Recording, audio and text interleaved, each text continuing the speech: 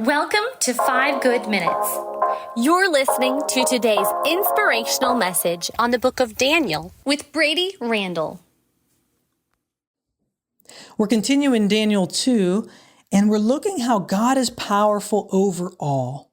How God has power over weather events, dreams, crises, authority, and seasons. And today we're looking at how God has power over earthly kingdoms and human power.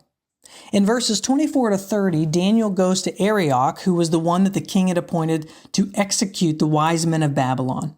And he says, "Don't execute them. Take me to the king and I will interpret the dream." And Daniel tells him that no human can explain this mystery, but there is a God in heaven who reveals mystery, and God has chosen to reveal it to me, Daniel says. In verses 31 to 35, he describes the dream in which he saw a large statue, a head made of gold, chest of arms and of silver, a belly and thighs of bronze, legs of iron, feet of part iron and part baked in clay. And then a rock strikes the statue, smashes it, and becomes chaff. The wind sweeps it away without leaving a trace, but the rock that struck the statue became a huge mountain and filled the earth. And then here's what we read in verses 36 to 44. This was the dream, and now we will interpret it to the king. Your Majesty, you are the King of Kings.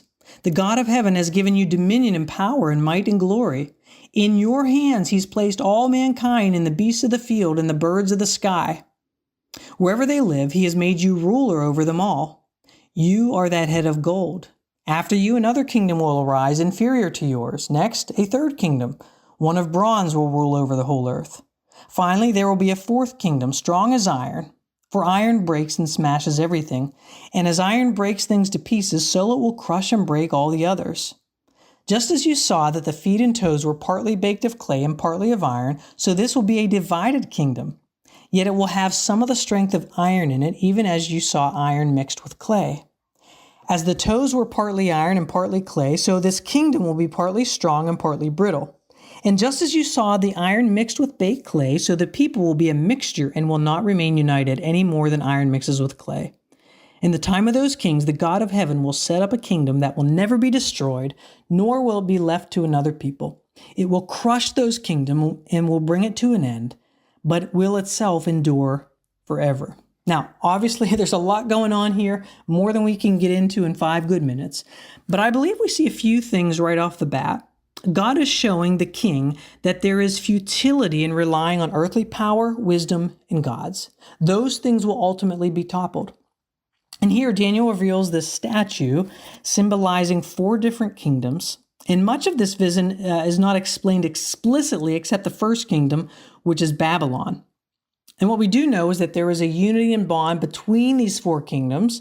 We know that the statue is top heavy, and in the end, the whole thing collapses.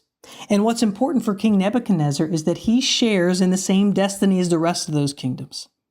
There is another king who destroys the entire statue, bringing all these kingdoms to nothing, while establishing his own kingdom, and his kingdom will never end. And we read in verses 44 to 45, God shows his power in setting up a kingdom that cannot be shaken. In the times of those kings, the God of heaven will set up a kingdom that will never be destroyed, nor will it be left to another people. It will crush all those kingdoms and will bring them to an end, but it will itself endure forever. This is the vision of the rock cut out of the mountain, but not by human hands, a rock that broke the iron, the bronze, the clay, the silver, and the gold to pieces.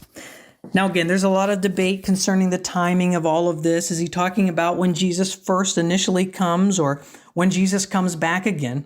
But here's what we know for sure. It is certain, and Jesus is building a kingdom that will not end.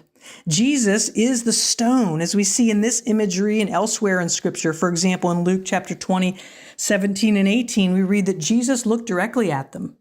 And he asked, "Then what is the meaning of that which is written? The stone that the builders rejected has become the cornerstone. Everyone who falls on that stone will be broken to pieces. Anyone on whom I fall will be crushed. So know this today. The kingdom and the kingdoms of this world, any of our achievements, our money that we've made, the notoriety you might achieve, those things like this statue will blow away. Jesus Christ is the ultimate king, and at his name, every knee will ultimately bow. And we'll pick up with that theme next time. Thanks for joining us here today. There's a lot of great content to explore on Orchard Hill Plus and on the Orchard Hill main feed from the weekend. Have a great day.